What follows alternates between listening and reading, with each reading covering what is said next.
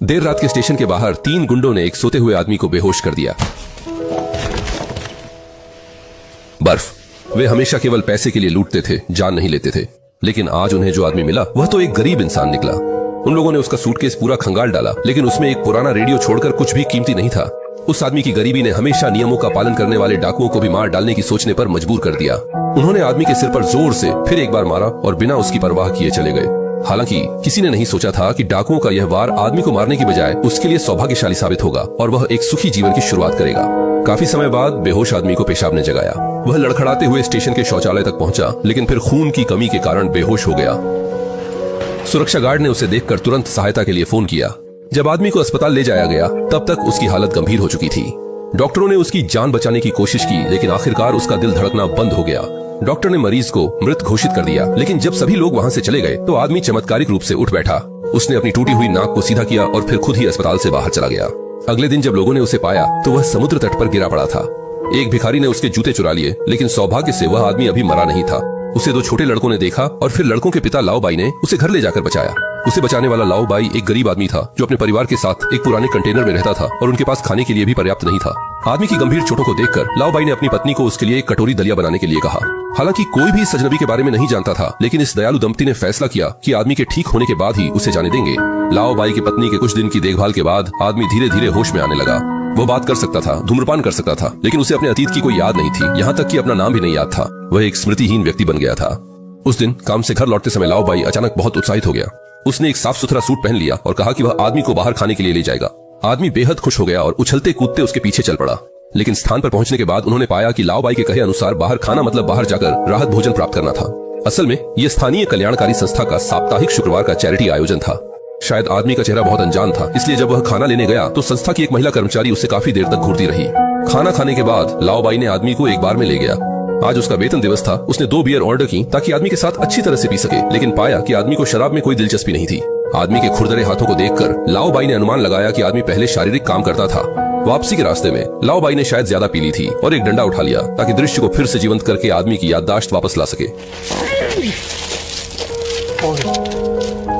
शायद लाओ बाई के इस व्यवहार से डरकर उस रात आदमी ने वापस न जाने का फैसला किया।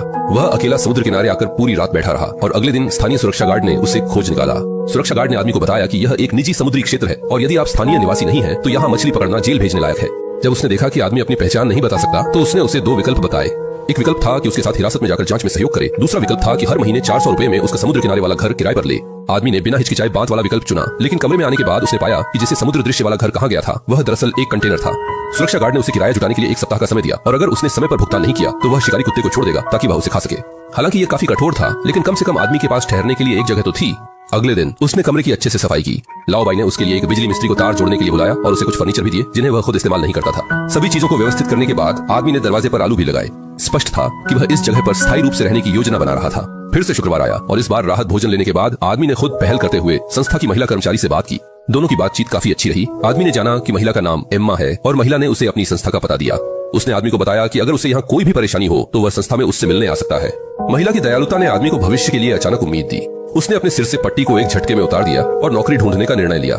लेकिन नौकरी खोजने के लिए उसे बायोडाटा भरने की जरूरत थी और उसे अपने अतीत के बारे में कुछ भी पता नहीं था। यहाँ तक कि उसका नाम भी नहीं पता था, जिससे रोजगार सेवा केंद्र के कर्मचारी को परेशानी हुई। मना किए जाने के बाद निराश आदमी महिला कर्मचारी के दिए पते पर संस्था में पहुंच गया। उसने एम्मा को अपनी स्थिति के बारे में बताया और एम्मा ने उसके लिए एक उपयुक्त कपड़े चुने और फिर अपने प्रबंधक से बात कर संस्था में उसके लिए नौकरी की व्यवस्था की।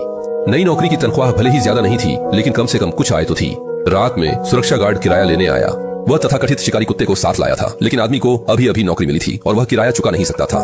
सुरक्षा गार्ड ने कुत्ते की चेन खोल दी ताकि वह उसे काट सके, लेकिन यह कुत्ता स्पष्ट रूप से एक पालतू जानवर था और डराने में नाकाम होने पर सुरक्षा गार्ड ने खुद ही कार्रवाई करने का निर्णय लिया। आदमी ने यह देखा और तुरंत सुरक्षा गार्ड से 1 सप्ताह की और मोहलत की विनती की।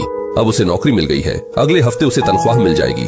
जांच अधिकारी ने मजबूरी में हाँ कर दी, लेकिन शर्त रखी कि उसे 1 महीने तक उसका कुत्ता पालना होगा। मैं तुम्हें आदेश देने आया हूँ। हनीमून।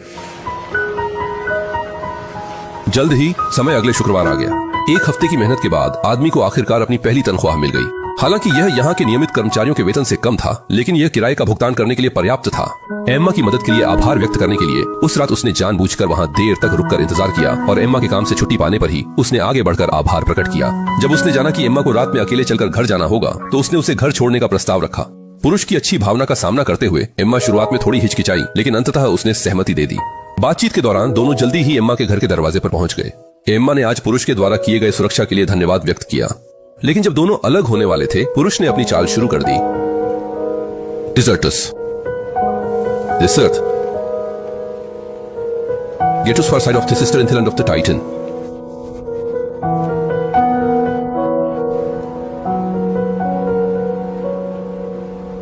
क्या?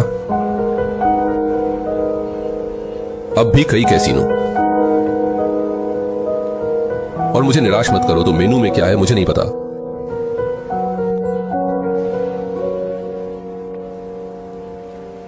ये चाल भले ही पुरानी हो, लेकिन 40 से अधिक वर्षों से अकेली एम्मा पहली बार इसका सामना कर रही थी।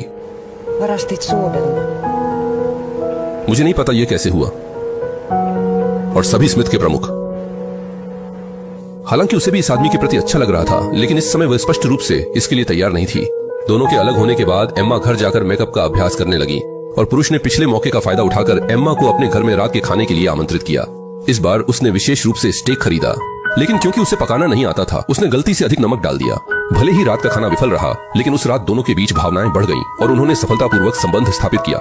जल्दी ही पुरुष के दरवाजे के बाहर आलू अंकुरित हो गए। जीवन ऐसा प्रतीत होता है कि वह अच्छी दिशा में जा रहा है, जब तक उस दिन उसने गलती से देखा कि दूसरी तरफ डॉक पर बिजली की वेल्डिंग की आग जल रही थी। गहरी परिचितता की भावना ने उसे अनायास ही पास जाने पर मजबूर कर दिया। उसने ठेकेदार से उसे आजमाने के लिए कहा। उसे आश्चर्य हुआ कि इस जीवन का मूल्य वास्तव में था। वेल्ड बना दी। फोरमैन ने यह देखा और तुरंत आदमी को अपनी कंपनी में आने का निमंत्रण दिया। उसने बहुत अधिक वेतन की पेशकश की, लेकिन इस वेतन को प्राप्त करने के लिए एक बैंक खाता चाहिए था। इसलिए आदमी कंपनी के सुपरवाइजर के निर्देशानुसार बैंक में खाता खोलने के लिए गया। वह थोड़ी देर पहले ही अंदर गया था कि अचानक एक बंदूकधारी अंकल वहां आ धमका। अंकल लूटने के लिए आया था, लेकिन अन्य लुटेरों की तरह नहीं। उसने न तो नकाब पहना था और न ही ज्यादा लूटा। उसने सिर्फ 2,47,600 रुपए मांगे, उससे एक पैसा ज्यादा नहीं।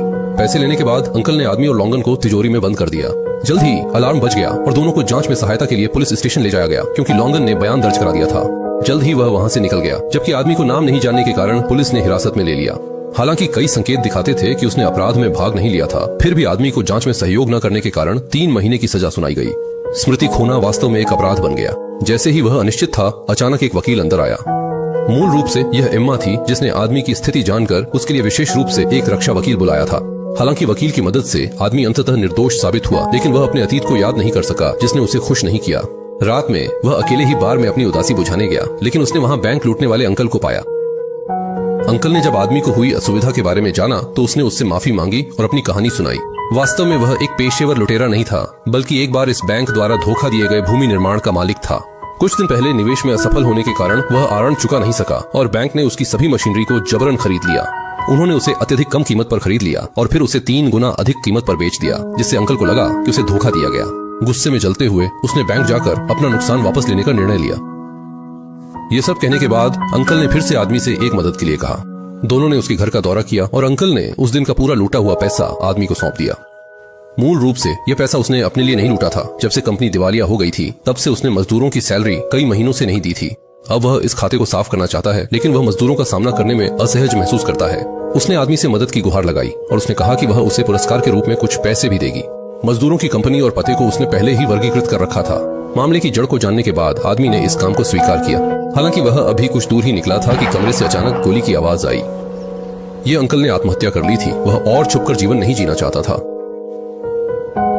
हालांकि कमीशन देने वाला व्यक्ति मर गया था, फिर भी आदमी ने अपना वादा पूरा किया और अंकल द्वारा दी गई सैलरी को मजदूरों को दे दिया। ये काम खत्म करने के बाद वह थकान से चूर अपने निवास स्थान लौट आया। हालांकि थोड़ी देर बाद स्थानीय पुलिस ने दरवाजे पर दस्तक दी। मूल रूप से उसकी पहचान की पुष्टि की गई थी। उसका नाम जैक था, जो दूसरे प्रांत में एक प्रसिद्ध वेल्डर था। उसके पास एक पत्नी और परिवार था।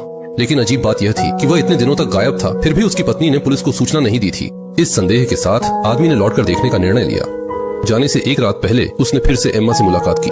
हालांकि उसे पता था कि यह शायद उनकी आखिरी मुलाकात होगी, फिर भी एम्मा ने बहुत उदारता दिखाई। उसने आदमी के लिए टिकट खरीदी, सामान पैक किया और यहाँ तक कि अगले दिन सुबह सुबह एक सैंडविच भी बनाया। मन में भारी उदासी लिए आदमी ने घर लौटने की राह पकड़ ली। पुलिस द्वारा दिए गए पते के अनुसार वह एक विला के सामने पहुंचा और दरवाजा एक युवा महिला ने खोला। हालांकि कई महीने बीत गए थे बिना मुलाकात के, लेकिन जैक समझ गया कि उस महिला के चेहरे पर जरा भी खुशी नहीं थी। कुछ बातचीत के बाद जैक को पता चला कि यह महिला उसकी कानूनी पत्नी है, लेकिन उनके बीच का वैवाहिक संबंध लंबे समय से समाप्त हो चुका है। क्योंकि पहले जैक जुआ और शराब का शौकीन था, कुछ तीखी झगड़ों के बाद दोनों पति पत्नी अलग अलग जगह रहने लगे थे। हालांकि उन्होंने तलाक नहीं लिया था, लेकिन उन्होंने अपनी अपनी नई जिंदगी शुरू कर दी थी। जैक दक्षिण में बस गया और उसकी पत्नी ने भी अपना नया परिवार बना लिया। बात करते करते पत्नी का वर्तमान बॉयफ्रेंड लौट आया। अचानक दरवाजे पर आए पूर्व पति को देखते हुए बॉयफ्रेंड ने जैक से मुकाबला करने का सुझाव दिया, लेकिन जैक को लगा कि इसकी कोई जरूरत नहीं है। उनकी शादी पहले ही समाप्त हो चुकी है और उसकी एकमात्र इच्छा थी कि बॉयफ्रेंड उसकी पूर्व पत्नी के साथ अच्छा व्यवहार करे, क्योंकि वे कभी एक दूसरे से प्यार करते थे। पत्नी को अलविदा कहने के बाद जैक ने दक्षिण की ओर जाने वाली ट्रेन पकड़ ली। वहाँ उसकी पकी हुई आलू है, वहाँ उसकी प्रतीक्षा कर रही प्रेमिका है। इस फिल्म का नाम नो पास्ट मैन है, लेकिन वास्तव में यह एक मध्यवयीन आदमी की कहानी है जो स्मृति खोने के बाद नई जिंदगी प्राप्त करता है। पहले का जैक शायद शराब और जुए का आदी था, लेकिन उसके अतीत का कोई भी बुरा भाग उसके जीवन को सकारात्मक रूप से देखने की शुरुआत से अब कोई महत्व नहीं रखता। अतीत का कोई महत्व नहीं है। अगर आपके दिल में अच्छाई है और आप मेहनत से जीवन जीते हैं तो एक नया जीवन जरूर आएगा।